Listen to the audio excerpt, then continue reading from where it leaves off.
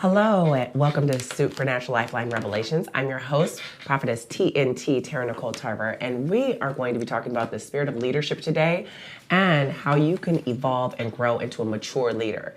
God has definitely put you here to rule and to reign. We love the scripture, Genesis 1:26, let us make man in our likeness and our image and let them rule. The first thing I love is that God created us in his image. And so we have to imagine ourselves as he called us to be, and we need to know what he called us to do. And so in order to lead, you have to be able to know who you are, whose you are, and what you're called to do. Today I have brought on Kenneth Mulkey. Now, he has an amazing book that I actually have used in many of my courses, but he's also been 20 years pastoring at Cottonwood Christian Center, as well as one of the main pastors there, and he's known for his practical teachings and passionate preachings. He oversees the pastoral care of the church. He is serving and nurturing the spiritual needs of other congregations, as well as his own. He's had 14 years of continuing equipping students from local other churches and leadership, and he has an online course, as well as he's an author. He's authored a book, first of all, called Run to Win, Finding Your Lane and Finishing. Finishing is a really important thing, and I'm so glad to have you here. Thank you for being on again. Thank you for having me. This is actually, I'm having you here for the first time. I've been able to interview you once before, and I found we had, one of the things I really loved is we have our sports background that we really like. You're definitely track and field and basketball. We had a good connection there. I like athletes a lot. Oh yeah. I really feel like athletics teaches you like perseverance and dedication, commitment, pushing past your limitations. Right. How do you feel that like sports actually helped you be a better leader?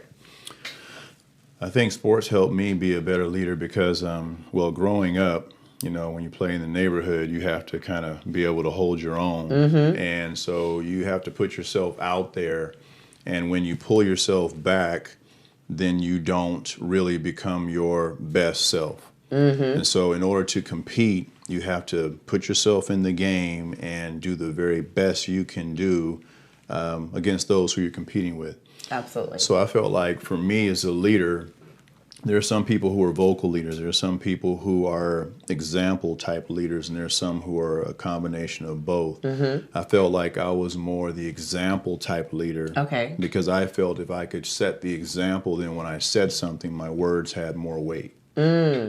So if you just talk and talk. More of a show and tell. Show and tell. Okay. Yeah, and so that's kind of been more of my leadership vision and philosophy personally. Yeah. How do you feel, nowadays people are so sensitive about even losing, and they have the kids come and they say, we're going to give everybody a trophy whether you lost or you won, which I don't think that that's a good idea. Yeah. Because I felt like it was great. There's times that I lost that did something to me to make me come back and do better. I was watching Michael Jordan's, one of the documentary, I think it was The Last Dance, and his mother was talking about how he didn't make it on the team, and he came home and he was really upset about it, and his mother did not coddle him and baby him. She said, well, I guess you're going to have to work harder, aren't you? Yeah. And then the whole summer he worked and came back as a better person. Right. So I was looking at the fact, I was thinking, as a track runner, I remember one time I was running for the Olympic trials, Junior Olympic trials, and I was I ran, but I was not feeling good that weekend. And I did make it, barely by the grace of God, but I didn't get to run my best, and I knew I didn't run my best. Now, people always say, oh, I'm not feeling good or something,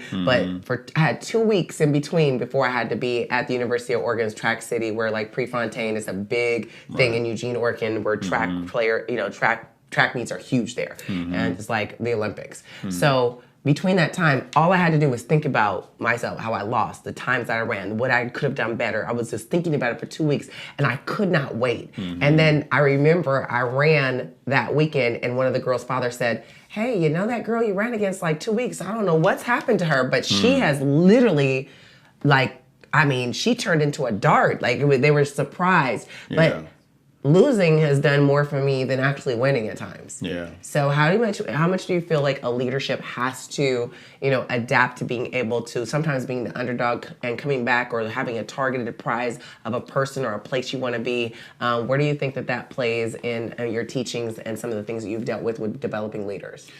I think if you can't learn to not win, then you really can't learn to win, because winning is not a constant. Even just from a biblical standpoint, Jesus, told us in following him, there's going to be hardships, there's going to be struggles, there's going to be suffering.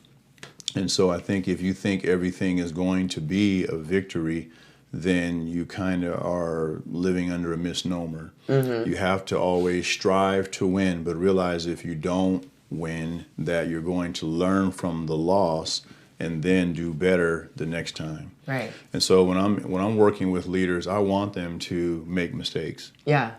Because I want them to try. I want them to take risks. I want them to do things they've never done before and stretch, because if they don't do that and they play it safe in the comfort zone, then they can't lead. Can't lead. Yeah, so you have to, a leader has to get out in front of people, which means that you have to do some things and make some decisions that put you out there. If Absolutely. you never put yourself out there, then it's going to be hard to lead.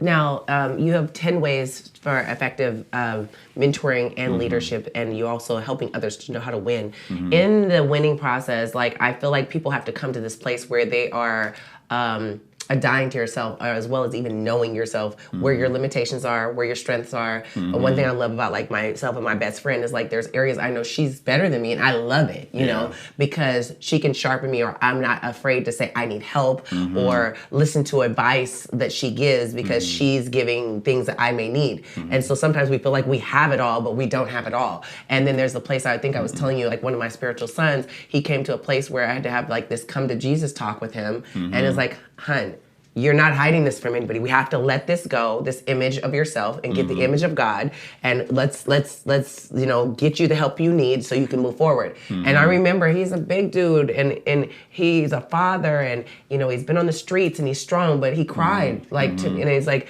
isn't there another way? I said, no, you don't get to dictate this process. Like, you have to trust me in this process. And I still let him make the decision, but he made the right choice, and his life began to totally soar once he let go and trusted the leader that was in his life. But a lot of times, where is that place that they come to where they get to see themselves, and they're like, why is that important? You have to be able to see yourself, know where you're at, and know that I need help and that I need to trust God in this process. A lot of times in our lives, what we experience are something called patterns. And patterns, sometimes the repetition of a destructive pattern keeps taking us to the same outcomes and consequences. Yes. And the pain that creates in us is something like, okay, well, I'll just keep going and they'll be okay. But after you keep creating pain for yourself, for your mother, your father, your siblings, your children, your wife, you get to a point to where you're like, okay, I got to do something. Yeah. And it's not until you recognize that you have to change that you actually do change. Yeah. And so I think your spiritual son had a marvelous moment with you giving him the right kind of counsel that he needed and the right kind of encouragement, and he was able to make the decision. You didn't make it for him. I didn't. I was praying, please, God, let him make the right decision. Yeah. And knew he had to trust the process. And then once he did that, it was like his marriage transformed. I saw the leader raise up. I saw him, his business began to take off. Just the man that he is. And then he still had to make decisions. Like, the same friends came around. He had to pass those tests that before he was failing. Yeah. But it was such a great thing to see his life began to transform. And then when he was having a hard time, we went on this fast, and it was like 7 days we're all fasting. During that time, it wasn't like, oh, I'm going to hear from God and everything's going to be great during my fast. If you remember, during Jesus' fast, while he was hungry, the devil came to him. That's right. So it's like those things are you attract the devil when you start fasting. People don't realize that. So he started having these old thoughts and things were coming up. I was like, because you're starving it, like you're really getting to the root. That spirit that was controlling you is now like, wait a minute, what are you doing to me? So him and his wife came to me, and I actually had a talk with them, and he understood the process and trusted that, just for him to confess that he was having these thoughts and these things were coming back and urges that had been laying dormant. I was like, you're killing it totally. You're really killing it. Yeah. And it was great to see. But I see a leader raising up and someone that's worth following in that process.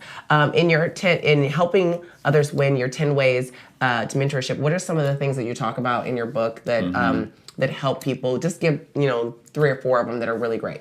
Yeah, let me talk about at least one. Okay. Maybe one's going to take the place of 3. Okay. But in becoming a mentor, a person has to see themselves that way. You mentioned it earlier about us being in the image of God. We have to imagine ourselves that way. So many people don't see themselves as a mentor and a leader. So if you don't see yourself that way, it's very difficult to live that out and execute that out in your own life and the lives of others. So my main focus in this particular book is to help individuals see they are a mentor, because if you see yourself that way, then you will be that. Okay. If you can't see it, you can't be it. And so we don't see with our eyes, we see with our mind. Come on, this is true. And we look through our eyes. Yeah. And so that's why certain people can't really imagine or fathom themselves. So somebody will look at you as a leader and they'll go, wow, the prophetess is great. And I just don't know if I can see myself like that. And and so when they conclude that in their own mind, then they're like, I can't do it. So they disqualify themselves before they ever have a chance to begin. And not even knowing that I had to start at a certain place 20 years ago, and it develops, Keyword developed. Yeah. And so what I think, what people see is they see somewhat of a finished product. But they don't see the development process, the tears, the pain, the betrayal, the rejection, the fasting, the praying, the making mistakes and wanting to quit. They didn't see that. They didn't see that process. So they see you in front of a camera and they go, oh boy. But they don't know the process. So we don't do a fair job to those who we are leading if we don't share the entire gamut of the process. A couple of weeks ago, I actually went back and was telling them, they're like, well, you're casting out devils and you've been prophesying and you're just so bold. And and your hospitality is off the chain. I started laughing because my leader came and told me I was terrible at hospitality. So they see me now and they're like, what? They can't even fathom it. I was like, oh no, this is not it. He told me how terrible I was. And I was like, oh, okay. And then I started working at it to become what you see. Or I was like, no, I started telling the story when I first started casting out devils and I first started prophesying and God was teaching me like, hey, your light's on in the car. Why does that keep coming to me? Let me just go. Lights out of my car. It was like the training process, the getting up to pray and then getting up at 5 a.m. and walking the floors because I'm falling asleep when I'm praying. Like it was a training process, just like we train with athletics. Like I saw one of my friends, Sheridan, she's a professional volleyball player and she posted on her Instagram today, or as a TikTok, she said, this is me getting ready to go back to start training next week because she's been doing nothing, right? So now you got to start back. It's like, so if I decide, I'm gonna be a bodybuilder tomorrow, or I'm going to start running track and I have a goal, they say it's 8 months out, and every single day I'm working towards this thing, it's going to hurt me, especially the first week and the first month. Oh, you feel like you're going to die. All your muscles hurt, all your ache, every time you move, it hurts. And it's really persevering because I have to know mind over matter. I have to keep pressing. That's right. No matter what, past the pain, and I have to keep showing up, and I have to be consistent. I have to be dedicated. I have to, I have to trust what this coach is telling me to do, whether he's there or if he's not there. All these things are going to build something, whether I could see it or not. The first day it started building me, but it doesn't show up on my body until maybe 3 months. And then it's like, whoa, wait a minute. You look totally different, but I've been working at it the whole time. That's right. So it's really a process, and I really have to try to come down. I tell them a lot of my true stories for that reason, because I just need them to know, I literally cried so much. Like my first year, I was in trouble like the whole year with my leader.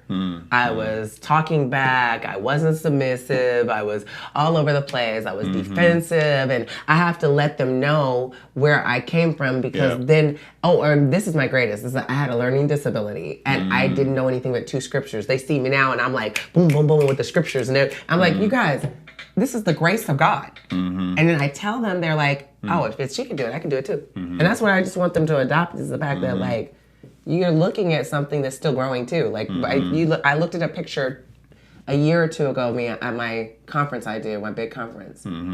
And I looked totally different that year and the year before from where I am now. And I was just like, it's a growing process.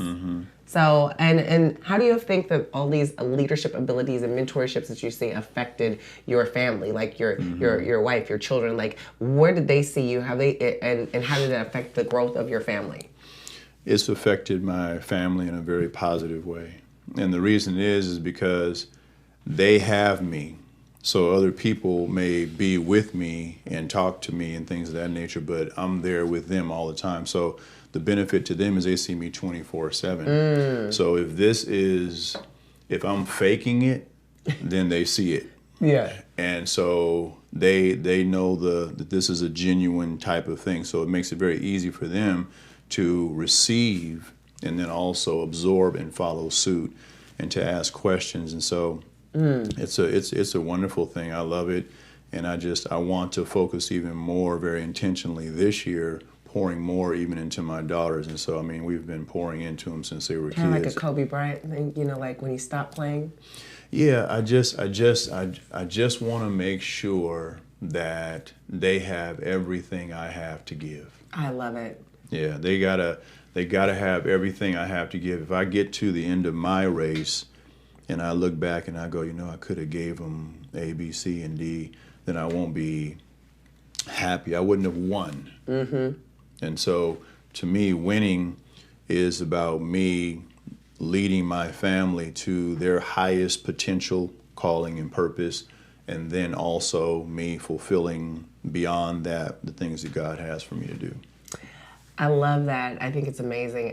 Realistically, I was reading a lot of things and watching videos with Kobe Bryant, how he really focused on building his family. And he said, how could he go and win on the court and not win at home? Yeah. Even when they were getting ready to get divorced, he was like, wait a minute.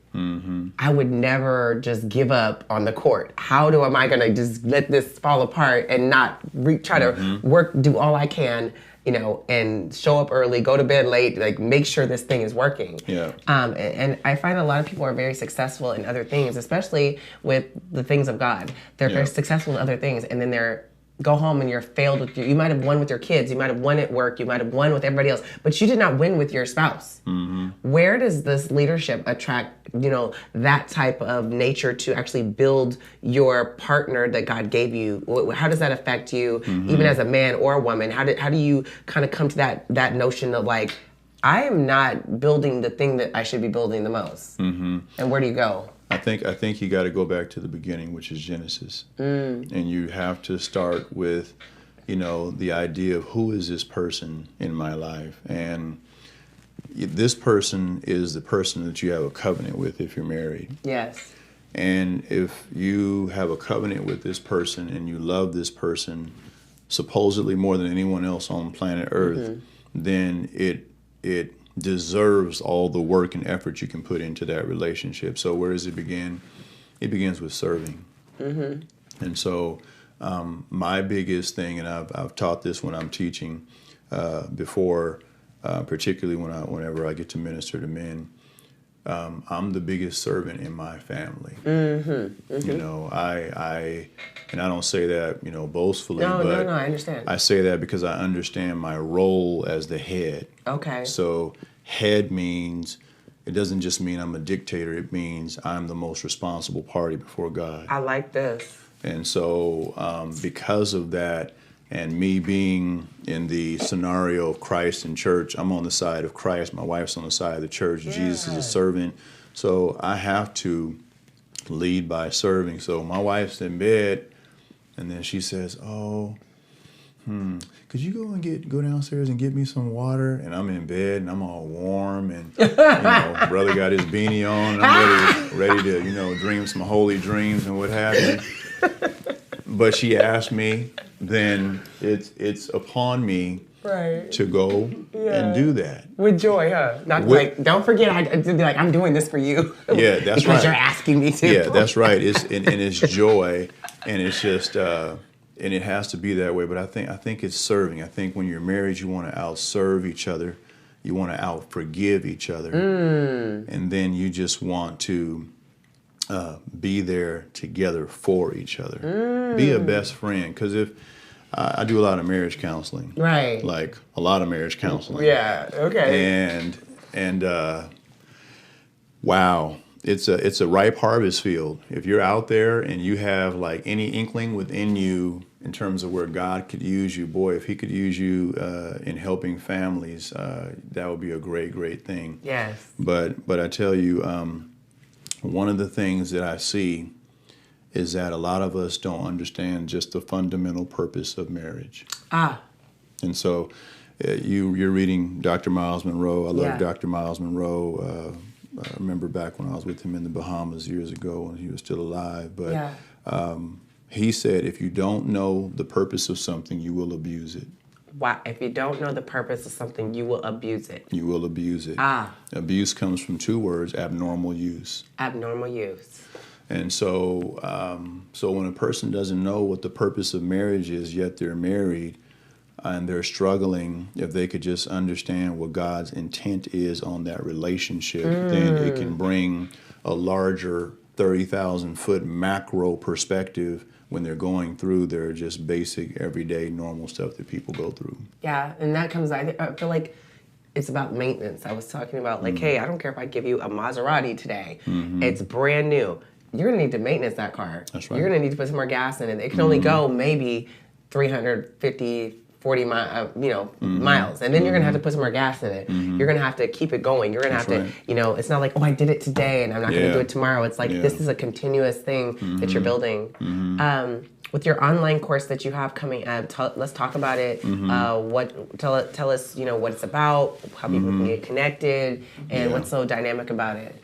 Yeah, I'm so excited about my online course, and the online course is a derivative and is derived from my book. So if you could squeeze my book like a dish rag, then the water that comes out would be my online course. Okay. And the reason I'm excited about the online course is because I'm excited about the potential of people getting developed, becoming mentors, and mentoring. It's really a tool for churches, parachurch ministries, nonprofit organizations to use to help train mentors.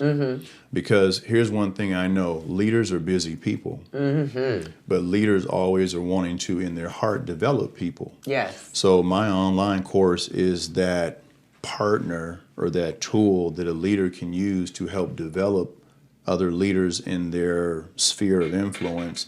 And then I offer a coaching aspect to it to really try to help them not only develop leaders, but let's talk about what it would look like to create a mentoring culture. Yeah. So that mentoring is a way of life. A way of life. Okay. So case in point, my youngest daughter, she just got a job. They put her on a cash register. They threw out there, no training. She comes home, I hate this job. Well, not hate. She said, I don't like this job. Right. And so I'm like, what happened? They didn't train me. And that is a very common scenario, even in the kingdom. Absolutely. To where we're putting people in positions and they don't really understand what they're doing. So then if they're not functioning in that position with some level of success or a positive outcome or direction, then it's like, well, I don't know if I want to do this. And so then they just stop and they pull out. And if we would have set them up with a mentor who was going to walk with them, and see, that's the whole purpose of discipleship, walk with people. Discipline, discipleship. Discipline, which is so imperative if you're going to be a leader. The discipline you talked about, the disciplines you've employed in your life from day one to now have brought you to this point. But you take those disciplines away, you're not here in front of this camera. Not at all. And I think sometimes, like some of my leaders, as leaders, we're working against 20, 30, 40, 50, 60 years of patterns they've had in their life. And a lot of times they're trying to bring us to their direction. It's like the military. When you go there, you have 6 weeks to get it together. You are going to get it together.